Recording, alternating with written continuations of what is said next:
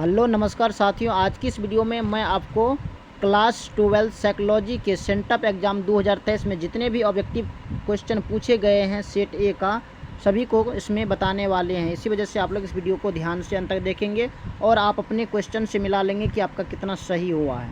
चलिए फास्ट में इसके सभी क्वेश्चन को सॉल्व करते हैं। प्रथम क्वेश्चन है, बुद्धि के विषय पर शोध कार्य करने वाले पहले मनोवैज्ञानिक कौन थे? तो इसका जो करेक्ट आंसर होगा वो हो जाएगा आपको बी ने, सी इसका करेक्ट आंसर होगा। नेक्स्ट क्वेश्चन है, बुद्धि लब्धि को कौन सूत्र मापता है? कहते हैं बुद्धि लब्धि को कौन सा सूत्र मापता है? इसका करेक्ट आंसर हो जाएगा आपको सी, यानी कि मानसिक आयु बट्टे वास्तविक आयु गुना 100। नेक्स्ट क्वेश्चन है, गिलफोर्ट ने बुद्धि के त्रिविमात्रक सिद्धांत में कितने कारक सम्मिलित है? इसका जो करेक्ट आंसर होगा वो हो जाएगा आपको बी, यानी कि 18, 180। नेक्स्ट क्वेश्चन है, बुद्धि सीखने की योग्यता है, किसने कहा?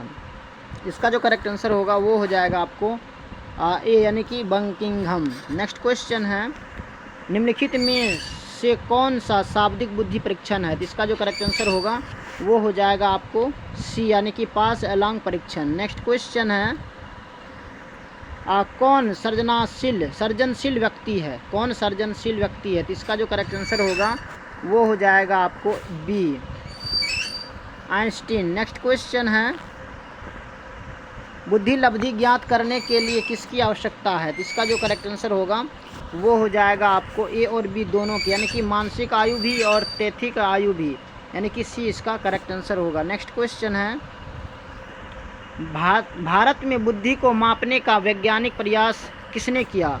इसका जो करेक्ट आंसर होगा वो हो जाएगा आपको जे.पी. दास, ए, सी इसका करेक्ट आंसर होगा। नेक्स्ट क्वेश्चन है कि किसने बहुबुद्धि सिद्धांत का प्रतिपादन किया? इसका जो करेक्ट आंसर होगा वो हो जाएगा आपको बी, यानी कि गार्डनर। देखिए इस वीडियो में हम 70 का 70 ऑब्जेक्टिव क्वेश्चन को सॉल्व करेंगे, इसी वजह से आप लोग अपने दोस्तों को भी शेयर करेंगे और अपने क्वेश्चन से मिलाएंगे।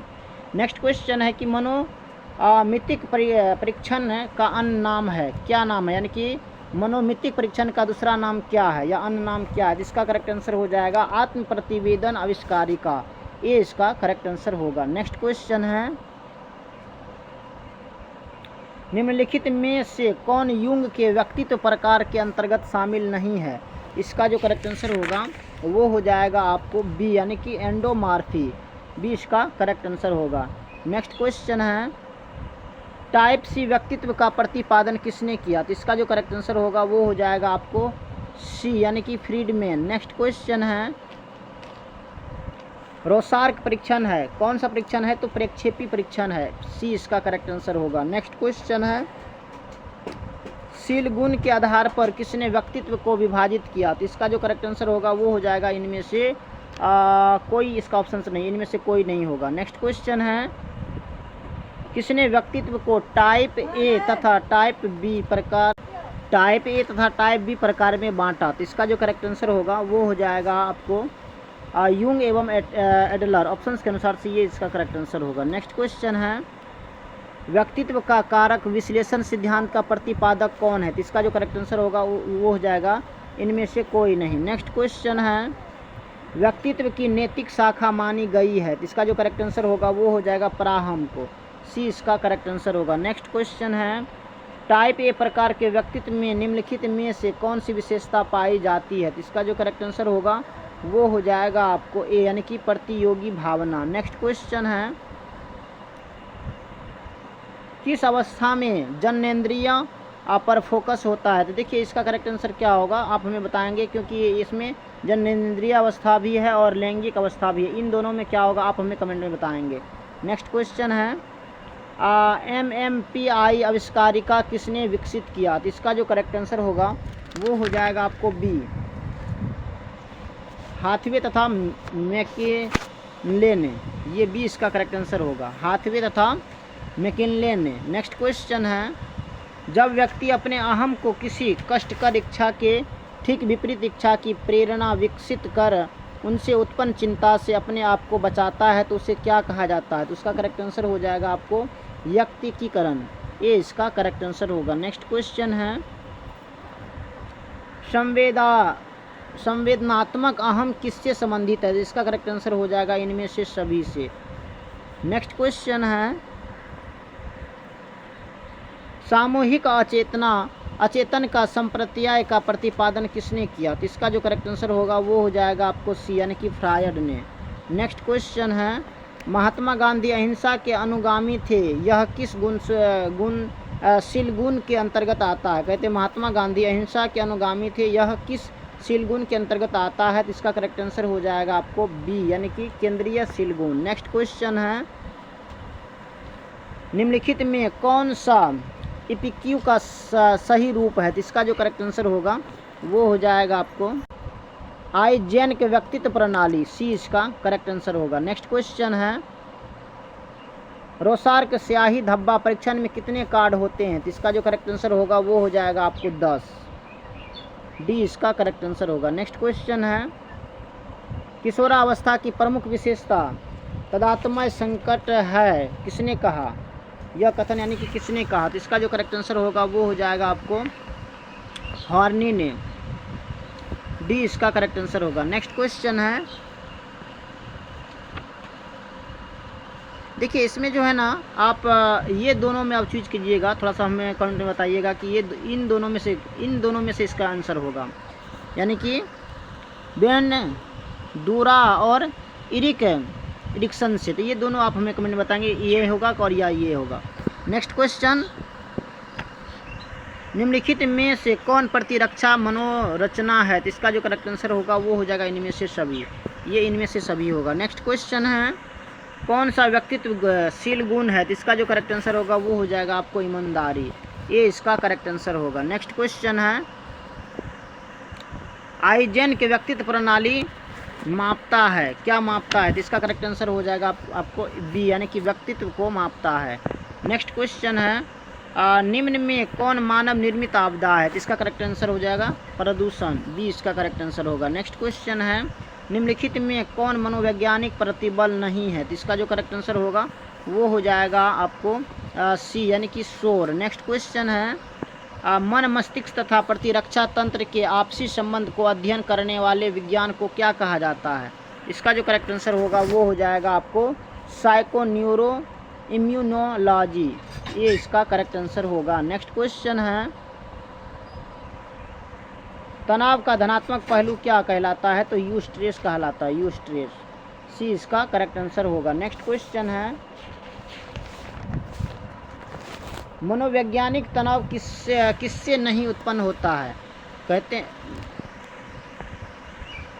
मनोवैज्ञानिक तनाव किससे नहीं उत्पन्न होता है? इसका जो करेक्ट आंसर होगा वो हो जाएगा आपको प्रतिरक्षा प्रणाली से, सी इसका करेक्ट आंसर होगा। नेक्स्ट क्वेश्चन है, निम्न में से कौन असामान्यता का जैविकीय कारण नहीं है? तो इसका जो करेक्ट आंसर होगा वो हो जाएगा आपको बी यानी कि आरंभिक वंचन।